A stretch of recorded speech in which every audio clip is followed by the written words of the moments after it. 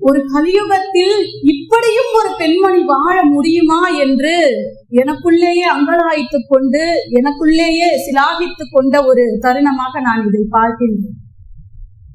இந்த பாரத பூமியில் எத்தனையோ பெண்கள் அவதாரம் செய்திருக்கின்றார்கள். நாம் அனைவரும் பிறக்கின்றோம், ஆனால் ஒரு சிலர் தான் அவதரிக்கிறார்கள். அந்த அவதாரத்தில் புனிதமிக்க ஒரு அவதாரமாக இந்த மானுடர்களுடைய காம குரோதங்களை எல்லாம் கடந்து மானுடத்தினுடைய அந்த குணங்களை தன்மைகளை வென்று நிற்கக்கூடிய ஒரு அவதாரம் என்றால் அது அன்னை சாரதையின் அவதாரம். இங்கே பேசுகின்ற போது சொன்னார்கள், பெரியவர்கள் எல்லாம் சொன்னார்கள், ஒரு காலகட்டத்தில் பெண்களுக்கு கல்வி மறுக்கப்பட்டது உண்மை. அன்னை சாரதை கொஞ்சம் அதை மீட்டெடுப்பதற்கான ஒரு முயற்சியிலும் ஈடுபட்டார் என்று சொன்னார்கள்.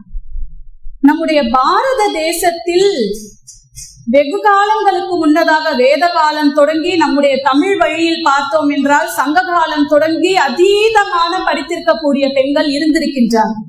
இடைக்காலத்தில் அந்த தடை என்பது ஏற்பட்டிருக்கின்றது. மைத்ரேயி தொடங்கி மைத்ரேயி சொல்லுவார், எது உண்மையான செல்வம், எது மரணம் இல்லாத பெருவாழ்வை கொடுக்கின்றதோ அதுதான் நிரந்தரமான செல்வம், அந்த செல்வத்தை தருவதாக இருந்தால் எனக்கு தாருங்கள் என்று சொன்ன மைத்ரேயி தொடங்கி அன்னை சீதாதேவி, இந்த பாரத தேசத்திற்கு என்று ஒரு மரபு இருக்கின்றது, இந்த பாரத தேசத்திற்கு என்று ஒரு கலாச்சாரம் இருக்கின்றது, இந்த பாரத தேசத்து பெண்மணிகளுக்கு என்று சில பெருமைகள் இருக்கின்றது.